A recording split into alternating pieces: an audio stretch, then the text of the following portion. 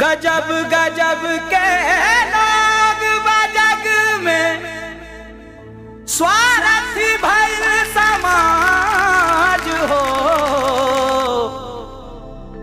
दुख में कहाँ बा केहू संगतिया, ई दुनिया में आज हो।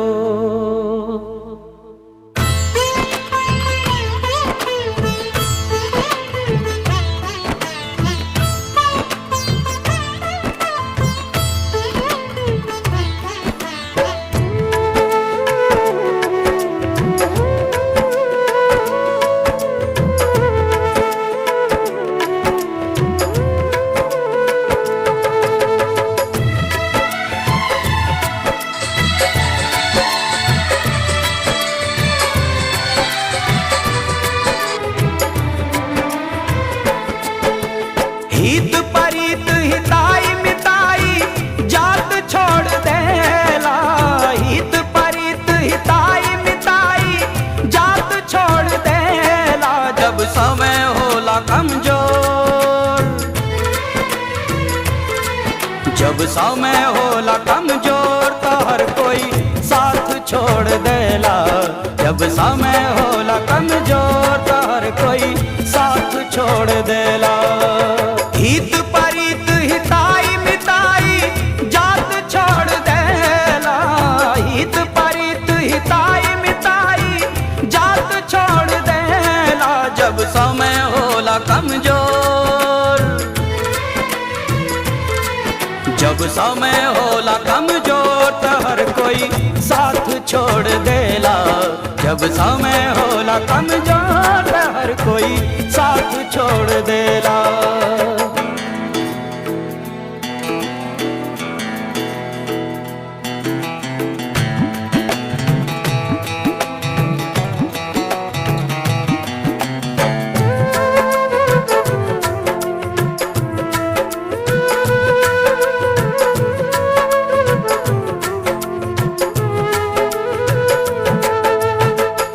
बनला के 10 गो साथी बिगड़ला के कोई ना। आपन बनैबा कैसे केहू तोहार होई ना। ओ बनला के 10 गो साथी बिगड़ला के कोई ना। आपन बनैबा कैसे केहू तोहार होई ना। धई के हाथ में हाथ हाथ से हाथ छोड़ देला। धई के हाथ में हाथ हाथ से हाथ छोड़ देला। जब समय होला कमजोर, जब समय होला कमजोर तो हर कोई साथ छोड़ देला।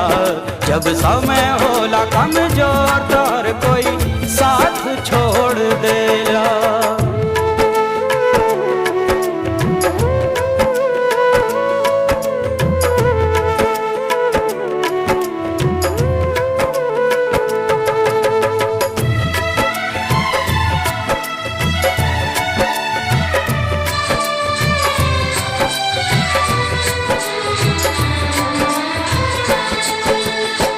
अखिया से लोर झरे नाही पहुँचवैया। केहू ना सहैया होला सितम के समैया। हो अखिया से लोर झरे नाही पहुँचवैया। केहू ना सहैया होला सितम के समैया। धर्म करम रीति और रिश्ता नात छोड़ देला। धर्म करम रीति और रिश्ता नात छोड़ देला। जब समय होला कमजोर, जब समय होला कमजोर तो हर कोई साथ छोड़ देला। जब समय होला कमजोर तो हर कोई साथ छोड़ देला। मुझे नहीं लगता इस इंडियन आइडल मंच पे किसी ने इतने दिल से सच्चे सुर लगाए। Subscribe to our channel, click the show links and enjoy watching the videos.